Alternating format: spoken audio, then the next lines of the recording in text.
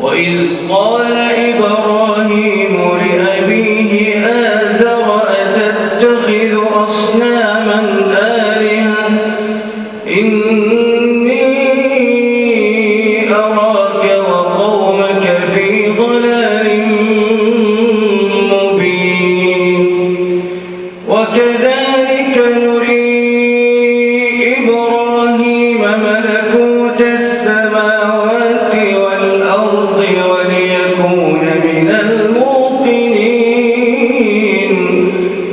فلما جن عليه الليل رأى كوكبا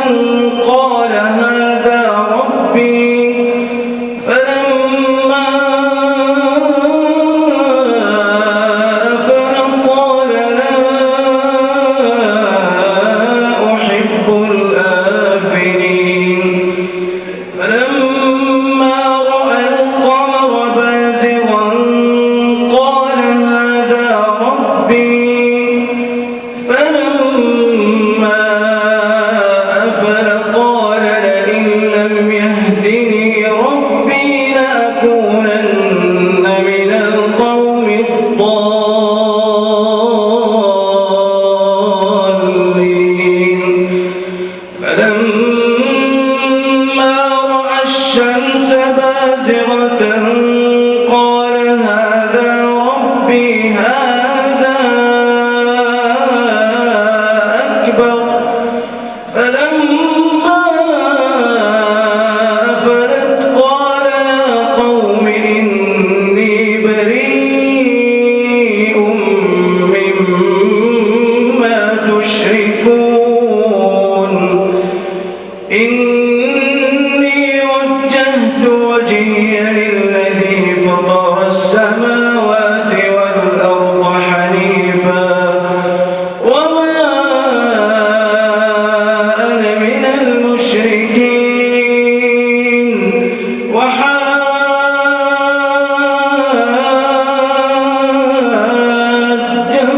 قوم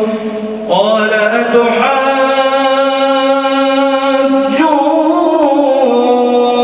أتحاجوني في الله وقد هدان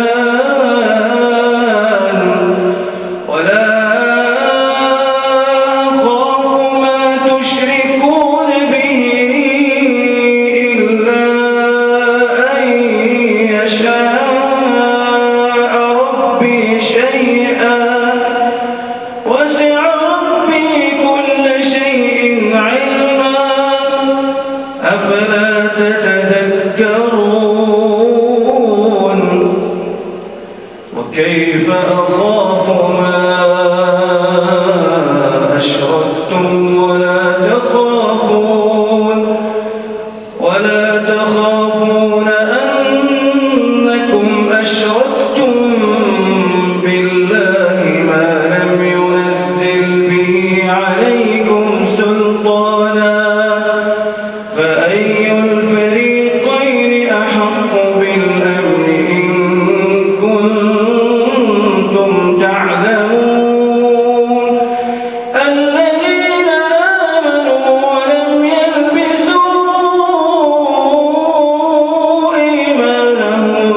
بظلم أولئك لهم الأمن وهم مهتدون أولئك لهم الأمن وهم مهتدون وتلك حجتنا آتيناها إبراهيم على قومه نرفع درجات من نشاء إن ربك حكيم عليم ووهبنا له إسحاق ويعقوب كلا هدينا ونوحا هدينا من قبل ومن ذريته داود وسليمان وأيوب ويوسف وموسى وهارون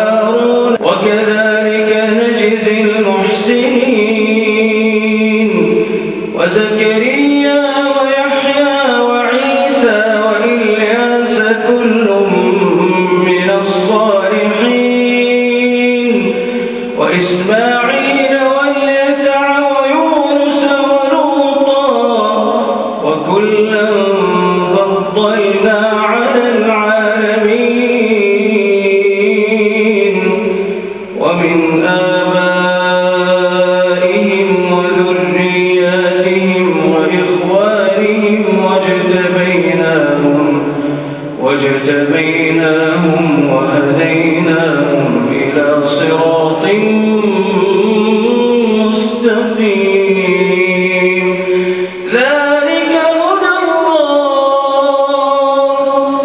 ذلك هدى الله يهدي به من يشاء من عباده ولو أشركوا لحبط عنهم ما كانوا يعملون أولئك الذين آتيناهم الكتاب والحكم والنبوة فإن يكفر بها هؤلاء